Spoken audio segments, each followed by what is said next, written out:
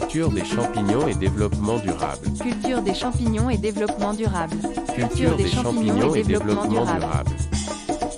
La culture des champignons est très bien adaptée à l'agriculture durable ayant plusieurs avantages, à savoir, elle réutilise les déchets agricoles, elle donne une production élevée par surface cultivée. Après la récolte des champignons, le substrat utilisé fournit un excellent amendement du sol. Socialement, la culture des champignons est une source d'alimentation au regard de ses valeurs alimentaires, médicinales, voire culturelles. Et économiquement, comme source des revenus au-delà de production, la culture des champignons contribue à l'autonomisation et à l'amélioration des conditions socio-économiques des ménages. On distingue des champignons comestibles et non comestibles parmi lesquels plusieurs sont cultivables pour des raisons de consommation alimentaire d'une part et d'utilisation médicinale d'autre part. Parmi les champignons cultivables comestibles comme aliments, nous pouvons citer les pleurotes, les lanthins, l'oreille de Judas, et ainsi de suite. Et parmi les champignons cultivables pour des raisons médicinales mais non comestibles, nous avons Ganoderma, Microporus, et ainsi de suite.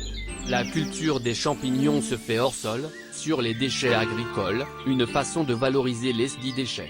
Elle ne demande pas des grandes étendues, une façon de conserver nos forêts. Tout le monde peut cultiver les champignons en fonction de ses moyens, ce qui fait que c'est facile même pour les paysans, surtout que la semence se fait localement et ne demande pas trop de moyens, donc le prix est à toutes les bourses. Le champignon est un supplément alimentaire, riche en protéines et vitamines, ce qui peut remplacer la viande. Et le surplus peut être vendu comme moyen de revenu pour la population.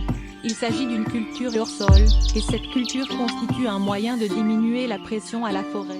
La culture des champignons se fait en 7 étapes suivantes.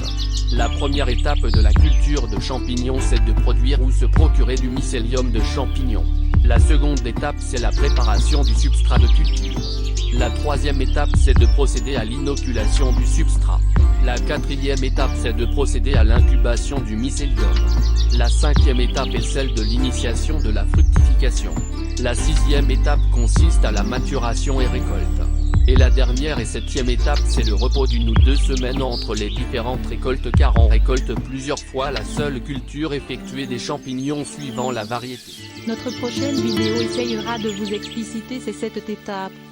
Néanmoins pour un apprentissage pratique et approfondi de la culture des champignons, nous vous conseillons de contacter le laboratoire de mycologie du département d'écologie et gestion des ressources végétales, au sein de la faculté des sciences de l'université de Kisangani, en République démocratique du Congo. Veuillez donc contacter le laboratoire de mycologie du département d'écologie et gestion des ressources végétales, au sein de la faculté des sciences de l'université de Kisangani. Par mail, au kiomebewaziri@gmail.com. Par phone mobile ou WhatsApp, au +243 810 766 262. Tous ensemble pour un développement durable. Tous ensemble pour un développement durable. Tous ensemble pour un développement durable.